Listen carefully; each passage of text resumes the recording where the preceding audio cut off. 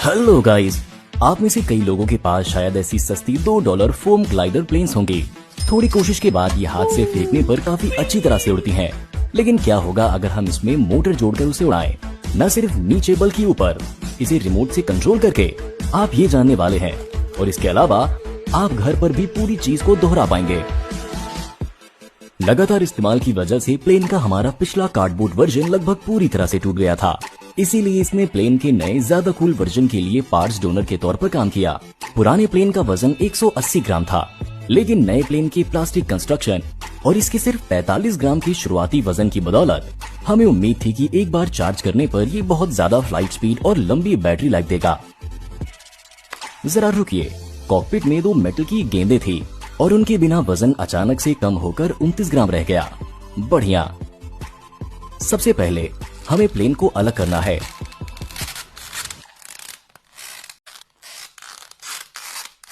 इसके बाद एक यूटिलिटी नाइफ का इस्तेमाल करके हमें कॉकपिट से प्लास्टिक को पूरी तरह से साफ करना है और इसे जितना हो सके उतना बड़ा बनाना है ताकि कंट्रोल बोर्ड और सभी जरूरी चीजें अंदर फिट हो सके।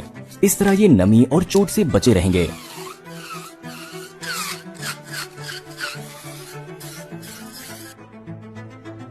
हमें कॉकपिट कैनोपी के साथ भी ऐसा ही करना पड़ा क्योंकि ये बहुत मोटा था। 15 मिनट बाद सब कुछ तैयार हो गया और माइक्रो कंट्रोलर बोर्ड बिना किसी परेशानी के अपनी जगह पर फिट हो गया।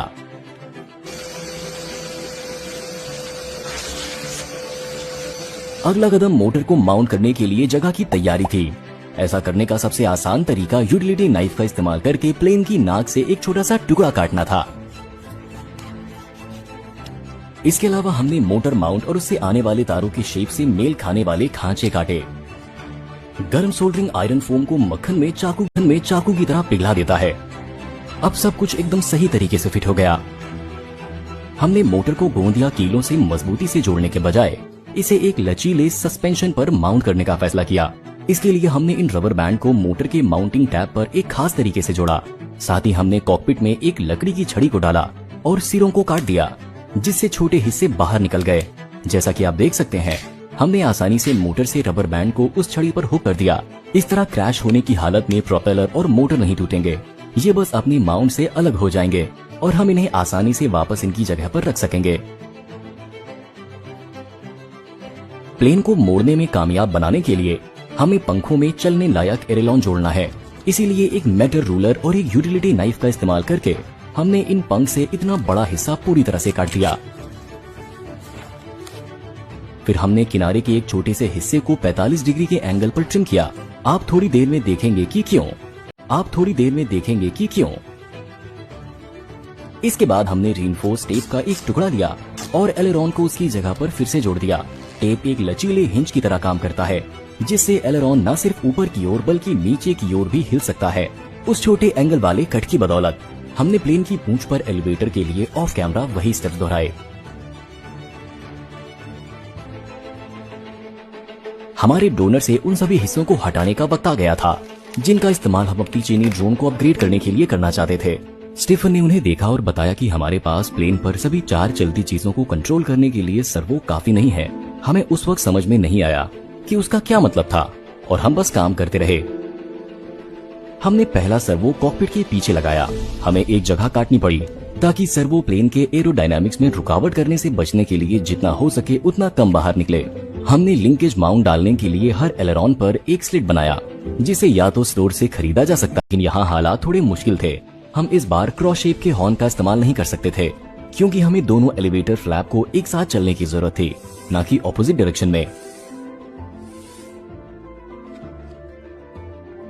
इस परेशानी को हल करने के लिए हमने तार का एक टुकड़ा लिया और इसे वीडियो में दिखाए मुताबिक मोड़ दिया। फिर एक मोमबत्ती का इस्तेमाल करके हमने तार के दूसरे टुकड़े को गर्म किया और इसे फोम में खांचे जलाने के लिए सोल्डरिंग आयरन की तरह इस्तेमाल किया, जिसने हमारे मुड़े हुए तार के कंस्ट्रक्शन में फिट होने के लिए सटीक तौर पर शेप दिया। फिर हमने इसे हॉट ग्लू से सही से चिपका दिया।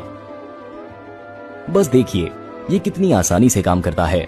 इस आसान लेकिन चालाक तरीके से हमने 2 एलिवेटर फ्लैप को मजबूती से जोड़ लिया ताकि अब इन्हें एक ही सर्वो से कंट्रोल किया जा सके। अब हम कॉकपिट के अंदर कंट्रोल बोर्ड और बाकी इलेक्ट्रॉनिक्स इंस्टॉल करने के लिए तैयार हैं।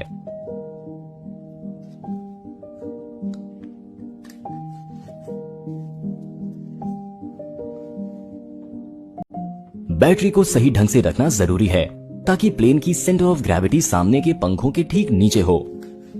नीचे धड़ के हिस्से को काटने के बाद हमने बैटरी को वहां रखा। ये मेन मोटर और सर्वो को पावर देगा। घास पर ओसरी से गीला होने से बचाने के लिए हमने चार्जिंग पोर्ट को बॉडी में एक छेद करके डाला। हमने 2 छोटे मैग्नेट्स का इस्तेमाल करके कॉकपिट कैनोपी को लगाया जो धड़ में एम्बेडेड क्रू की एक जोड़ी से चिपक जाते हैं। ये काफी अच्छी तरह से चिपके हैं। चलिए अब मोटर लगाते हैं। अब हमने पावर केबल को कनेक्ट किया और एक रबर बैंड का इस्तेमाल करके नारंगी प्रोपेलर को माउंट किया जिससे ये टूटने के बजाय इंपैक्ट पर वापस झुक जाए।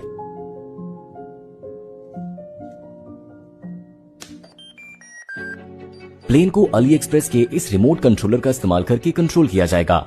कुछ कॉन्फ़िगरेशन ट्वीक्स के बाद हमने सर्वो का टेस्ट किया तक हवा में रखने में कामयाब रहे।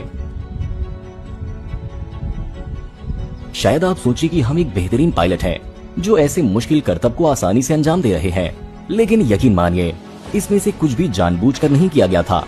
उस वक्त हम बस प्लेन को क्रैश होने या नजरों से ओझल होने से बचाने की पूरी कोशिश कर रहे थे। इसका मतलब फ्लाइट को असरदार बनाने के लिए इतना ही काफी था। हम मैदान में एक पावर बैंक लेकर आए थे ताकि जब प्लेन की बैटरी खत्म हो जाए तो हम उसे रिचार्ज कर सकें, और इसीलिए हमने पूरी शाम अपने काम के नतीजे का मजा लेते हुए बिताई। एक नाउम्मीदी भरे छोटे फ्लोम ग्लाइडर को एक शानदार रेडियो कंट्रोल प्लेन में बदल दिया जो आसानी से एडवांस्ड एरोबैटिक्स ट्रिक्स करने में कामयाब है। दिन के आखिर तक क्रैश के बाद प्लेन थोड़ा टूट गया था, लेकिन इसकी किसी भी जरूरी चीजों को कोई नुकसान नहीं पहुंचा था और ये अभी भी अगले मिशन के लिए तैयार था।